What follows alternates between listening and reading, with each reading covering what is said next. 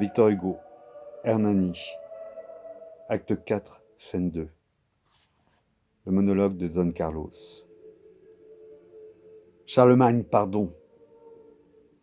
Ces voûtes solitaires ne devraient répéter que paroles austères. Tu t'indignes sans doute à ce bourdonnement que nos ambitions feront sur ton monument. Charlemagne est ici. Comment, sépulcre sombre, peux-tu sans éclater contenir si grande ombre?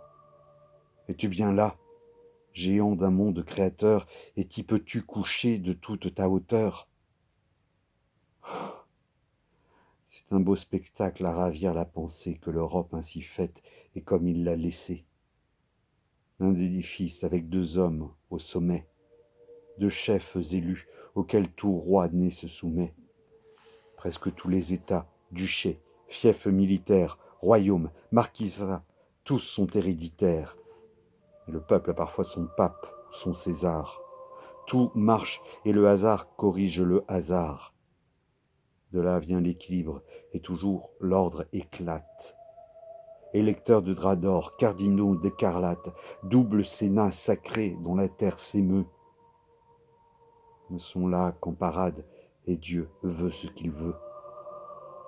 Qu'une idée aux besoins des temps un jour éclose, elle grandit, va, court, se mêle à toute chose. Se fait homme, saisit les cœurs, creuse un sillon, main roi la foule aux pieds ou lui met un bâillon. Mais qu'elle entre un matin à la diète, au conclave, et tous les rois soudain verront l'idée esclave, sur leur tête de roi que ses pieds courberont, surgir, le globe en main ou la tiare au front. Le pape et l'empereur sont tout. Rien n'est sur cette terre que pour eux et par eux. Un suprême mystère vit en eux, et le ciel, dont ils ont tous les droits, leur fait un grand festin des peuples et des rois, et les tient sous sa nue, où son tonnerre gronde, seuls, assis à la table où Dieu leur sert le monde.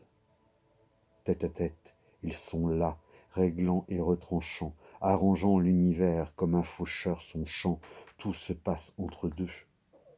Les rois sont à la porte, respirant la vapeur des mets que l'on apporte, regardant à la vitre, attentifs, ennuyés, et se haussant pour voir sur la pointe des pieds. Le monde au-dessous d'eux s'échelonne et se groupe, ils font et défont. L'un délie et l'autre coupe. Leurs raisons en eux-mêmes sont parce qu'ils sont. Quand ils sortent, tous deux égaux du sanctuaire, l'un dans sa pourpre et l'autre dans son blanc suaire, l'univers ébloui contemple avec terreur ces deux moitiés de Dieu, le pape et l'empereur. L'empereur, l'empereur, être empereur, enrage, ne pas l'être, et sentir son cœur plein de courage. Qu'il fût heureux celui qui dort dans ce tombeau, qu'il fût grand, de son temps c'était encore plus beau. Le pape et l'empereur, ce n'étaient plus deux hommes, Pierre et César, en eux accouplant les deux Roms, fécondant l'une et l'autre en un mystique hymen, redonnant une forme, une âme au genre humain, faisant refondre en bloc peuples et pêle-mêle royaumes pour en faire une Europe nouvelle, et tous deux remettant au monde de leurs mains le bronze qui restait du vieux monde romain. Oh, quel destin! Pourtant, cette tombe est la sienne. Tout est-il donc si peu que ce soit là qu'on vienne? Quoi donc? Avoir été prince, empereur et roi? Avoir été l'épée? Avoir été la loi? Géant pour piédestal, avoir eu l'Allemagne? Quoi? Pour titre César et pour nom Charlemagne? Avoir été plus grand qu'Hannibal, qu'Attila, aussi grand que le monde, et que tout tienne là? Briguez donc l'empire, et voyez la poussière que fait un empereur. Couvrez la terre entière de bruit et de tumulte, et levez, bâtissez votre empire, et jamais ne dites « C'est assez !» Taillez là à larges pans un édifice immense. Savez-vous ce qu'un jour il en reste? D'immense, cette pierre a du titre et du nom triomphant, quelques lettres à faire épeler des enfants. Si haut que soit le but où votre orgueil aspire, voilà le dernier terme. Oh, l'Empire, l'Empire. Que m'importe, j'y touche et le trouve à mon gré. Quelque chose me dit, tu l'auras, je l'aurai, si je l'avais. Oh ciel, être ce qui commence, seul, debout, au plus haut de la spirale immense. Une foule d'états, l'un sur l'autre étagés, être la clé de voûte et voir sous soi rangés les rois et sur leur tête essuyer ses sandales. Voir au-dessous des rois les maisons féodales, margraves, cardinaux, doges, ducs à fleurons, puis évêques, abbés, chefs de clan, hauts barons, puis clercs et soldats, puis loin du fait où nous sommes, dans l'ombre, tout au fond de l'abîme, les hommes, c'est-à-dire une foule, une mer, un grand bruit, pleurs et cris, parfois un rire amer, plaintes qui réveillant la terre qui s'effare, à travers tant d'échos nous arrivent fanfares, les hommes, des cités, des tours, un vaste essaim, des hauts clochers d'église à sonner le tocsin.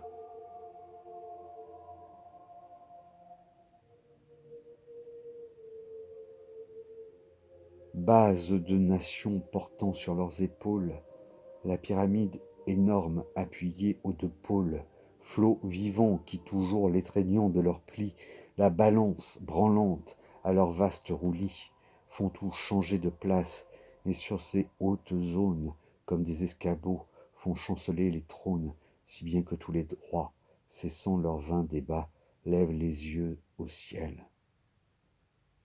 Roi, regardez en bas. Ah, le peuple, océan, onde sans cesse émue, où l'on ne jette rien sans que tout ne remue. Vague qui broie un trône et qui berce un tombeau, miroir où rarement un roi se voit tant beau. Ah, si l'on regardait parfois dans ce flou sombre, on y verrait au fond des empires sans nombre, grands vaisseaux naufragés que son flux et reflux roulent et qui le gênaient et qu'il ne connaît plus. Gouvernez tout cela, montez si l'on vous nomme à ce fait, y montez, sachant qu'on n'est qu'un homme, à voir l'abîme là, pourvu qu'en ce moment il n'aille pas me prendre un éblouissement. D'états et de rois mouvantes pyramides, ton fait était bien étroit. Malheur aux pieds timides, à qui me retiendrais-je si j'allais faillir en sentant sous mes pieds le monde tressaillir, en sentant vivre, sourdre et palpiter la terre, puis quand j'aurai ce globe entre mes mains, qu'en faire?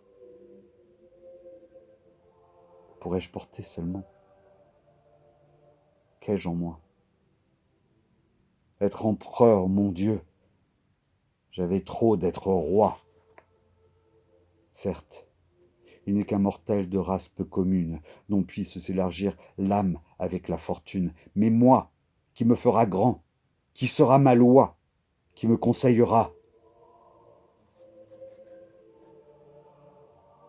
Charlemagne? C'est toi? Ah, puisque Dieu, pour qui tout obstacle s'efface, prend nos deux majestés et les met face à face, verse-moi dans le cœur, du fond de ce tombeau, quelque chose de grand, de sublime et de beau. Par tous ses côtés, fais-moi voir toute chose, montre-moi que le monde est petit, car je n'ose y toucher. Montre-moi que sur cette Babel, qui du pâtre à César va montant jusqu'au ciel, chacun en son degré se complète et s'admire, voit l'autre par-dessous et se retient d'en rire. Apprends-moi tes secrets de vaincre et de régner, et dis-moi qu'il vaut mieux punir que pardonner, n'est-ce pas?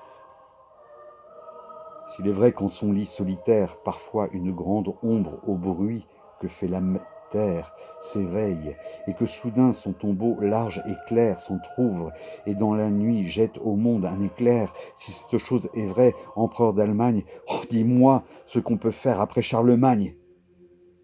Parle. Du temps parlant, ton souffle souverain me brisait sur le front cette porte d'airain. Ou plutôt, laisse-moi seul dans ton sanctuaire, entrer. Laisse-moi voir ta face mortuaire. Ne me repousse pas d'un souffle d'aquillon sur ton chevet de pierre à coups de toit. Parlons. Oui, tu me dire avec ta voix fatale de ces choses qui font l'œil sombre et le front pâle. Parle et n'aveugle pas ton fils épouvanté, car ta tombe sans doute est pleine de clarté. Ou si tu ne dis rien, laisse en ta paix profonde Carlos étudier ta tête comme un monde. Laisse qu'il te mesure à loisir, ô géant, car rien n'est ici-bas si grand que ton néant. Que la cendre, à défaut de l'ombre, me conseille. Entrons. Tiens, s'il allait me parler à l'oreille, s'il était là, debout et marchant à pas lents, si j'allais ressortir avec des cheveux blancs, entrons toujours. On vient. Qui ose donc, à cette heure, hors moi, d'un pareil mort, éveiller la demeure? Qui donc? J'oubliais. Ce sont mes assassins. Entrons.